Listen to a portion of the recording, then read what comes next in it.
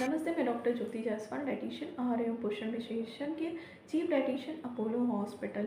Cancer के दौरान खाने पीने का ध्यान रखना बहुत ही ज़रूरी हो जाता है। कैंसर में डाइट का कैसे ख्याल रखें, किस तरह से आप न्यूट्रिशन को मेंटेन करके रख सकते हैं, आज हम इसी के बारे में जानेंगे। कैंसर में डाइट का बहुत ही इंपॉर्टेंट रोल हो जाता है। कैंसर की ट्रीटमेंट स्पेशली जब स्टार्ट होती है, चाहे वो जिस भी टेक्निक से हो, चाहे वो कीमोथेरेपी से हो, चाहे रेडियोथेरेपी से हो, चाहे वो सर्जरी से हो, कैंसर के पेशेंट में एक टाइम पीरियड ऐसा आता है कि जब वो खाना पीना बंद कर देते हैं या फिर खाना पीना उनका कम हो जाता है। तो उस कंडीशन में उनकी मसल्स वेस्टिंग बहुत ही ज़्यादा होती है, प्रोटीन का लॉस बहुत ही ज़्यादा होता है, जिसकी वजह से उनकी बॉडी लीन एंड थीन और वो पॉजिटिव होने लगते हैं। तो आखिर ऐसा क्यों होता है?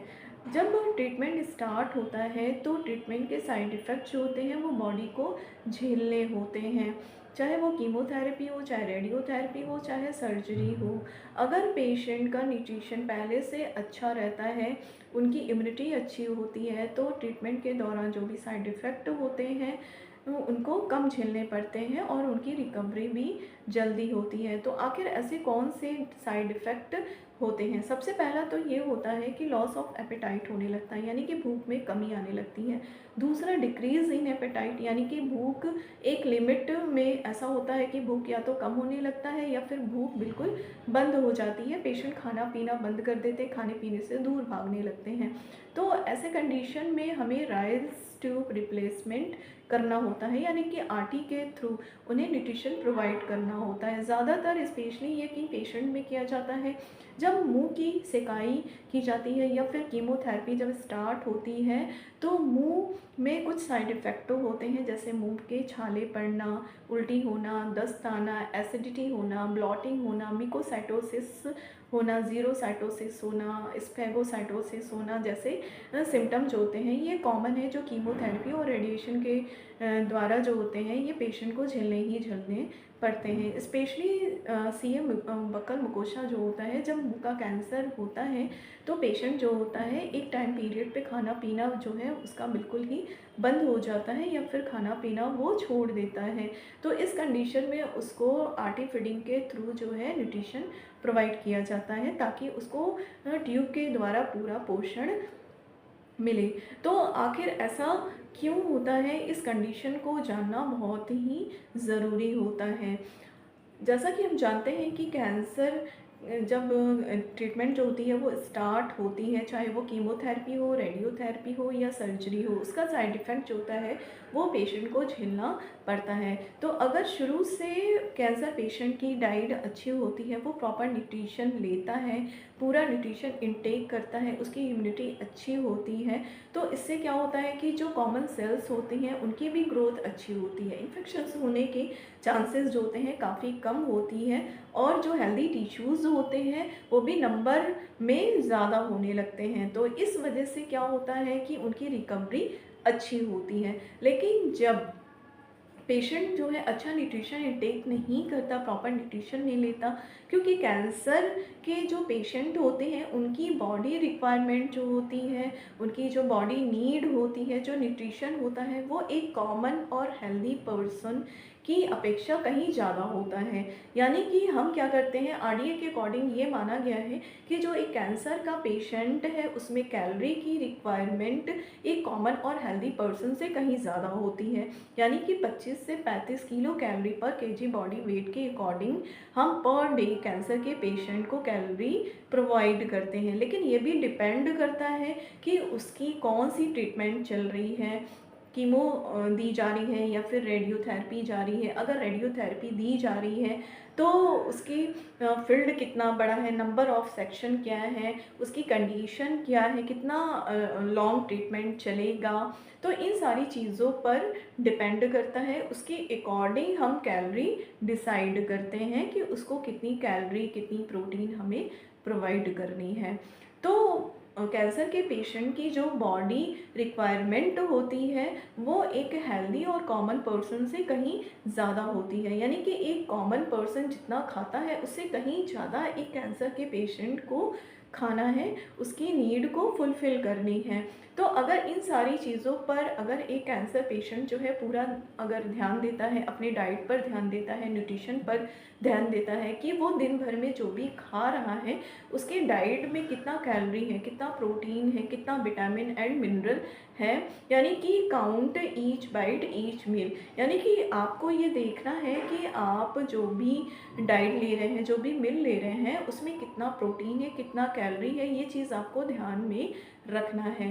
तो हमेशा हम कहते हैं जब भी कैंसर पेशेंट की रेडियोथेरेपी स्टार्ट होती है या कीमोथेरेपी स्टार्ट होती है तो आपको एक माइंड मेकअप करके चलना है कि इसमें क्या होता है कि पेशेंट अगर सॉफ्ट डाइट पे है तो वो सेमी सॉलिड पे आ जाता है, अगर सेमी सॉलिड पे है तो वो लिक्विड पे आ जाता है। तो आपको शुरू से बताया जाता है कि आपको घबराना नहीं है, आपको हर ट्रीटमेंट के लिए आपको रेडी रहना है, आपको माइंड मेकअप करके चलना है कि अगर मुझे कल को सिवियरिटी होती है यानी कि ट्रीटमेंट का साइड इफ़ेक्ट अगर होता है तो आपको बिल्कुल मेंटली रेडी रहना है।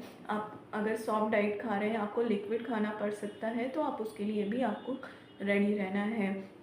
तो इन सारी चीज़ों को हम पेशेंट को पहले से उसका माइंड मेकअप करके चलते हैं कि आपको हर सिवियरिटी के लिए रेडी रहना है।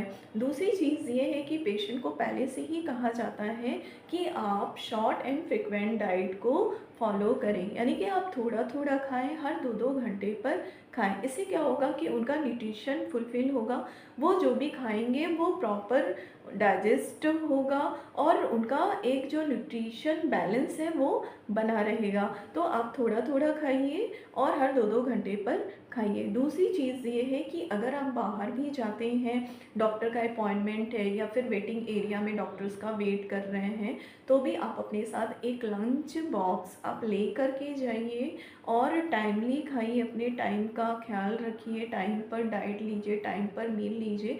तो इससे क्या होगा, आपकी इम्यूनिटी जो होगी वो बनी रहेगी, जितनी कैलोरी आपकी बॉडी रिक्वायरमेंट है उतनी कैलोरी आपकी फुलफिल होगी। तो इन सारी चीज़ों को आपको ध्यान रखना है। तीसरी चीज़, आपको हाइजीन मेंटेन करके चलना है, यानी कि आपको बाहर का खाना नहीं खाना है। बाहर के ठेले पर जो भी फ्रूट चाट्स और जूसेस वगैरह मिलते हैं उन सारी चीज़ों को आपको नहीं लेना है। आपको हाइजीन मेंटेन करके चलना है, आपको हाइजीनिक चीज़ें ही खानी हैं। फिर फोर्थ आपका ये है कि आपको ये ध्यान रखना है कि आपको जंक फूड्स नहीं लेने हैं और दूसरी जितनी भी पैकेट और कैंड फूड है उन सारी चीज़ों को नहीं लेना है।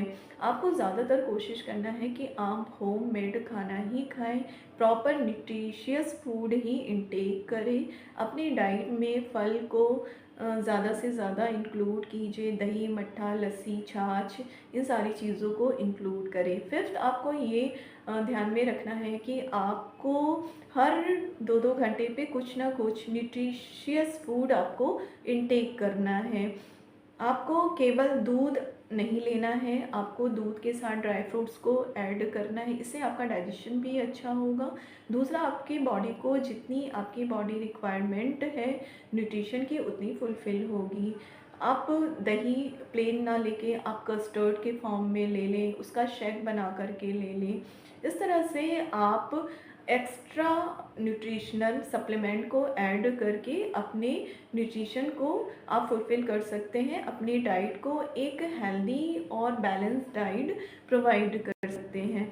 तो दूसरी चीज़ ये है कि आपको रेगुलर अपना वेट मैनेजमेंट करके भी चलना है कि कैंसर का जो ट्रीटमेंट चल रहा है उसका जो साइड इफ़ेक्ट है वो आपकी बॉडी पे ज़्यादा ना पड़े, आपका उस दौरान वेट लॉस ज़्यादा ना हो। अगर वेट लॉस ज़्यादा होता है कि इट मीन्स आप जो भी खा रहे हैं वो सफिशिएंट नहीं है, आप अपने बॉडी रिक्वायरमेंट के अकॉर्डिंग न्यूट्रिशन प्रॉपरली नहीं ले रहे हैं। तो आप हमेशा जो है अपना वेट मैनेजमेंट करें कि जो भी आप खा रहे हैं वो आपकी बॉडी डिमांड को फुलफ़िल कर रहा है या नहीं कर रहा है। तो ओवरऑल आपको इन सारी चीज़ों पे आपको ध्यान देना है, आपको न्यूट्रिशियस फूड ही खाना है, short and frequent diet follow करना है। दूसरा, पानी ज़्यादा से ज़्यादा आपको पीना है जिससे आपकी बॉडी हाइड्रेटेड रहे, डिहाइड्रेशन के कंडीशन में ना जाए। दूसरा, हाइजीन को मेंटेन करके ही चलना है। तो उम्मीद करती हूँ कि आज का वीडियो आपको अच्छा लगा होगा। आपके जितने डाउट होंगे वो सारे आपके दूर हुए होंगे। अगर आपके माइंड में कोई कन्फ्यूज़न हो, कोई डाउट हो, तो आप कमेंट सेक्शन में मुझे टाइप कर सकते हैं। और मेरा नंबर जो है वो डिस्प्ले हो रहा है, अगर आप चाहें तो उस नंबर पे भी आप अपॉइंटमेंट ले सकते हैं। मेरे चैनल से बने रहिए, मेरे चैनल से जुड़े रहिए। मेरे वीडियो को ज़्यादा से ज़्यादा लाइक करें, शेयर करें और सब्सक्राइब करें। ओके, नमस्ते, स्वस्थ रहिए।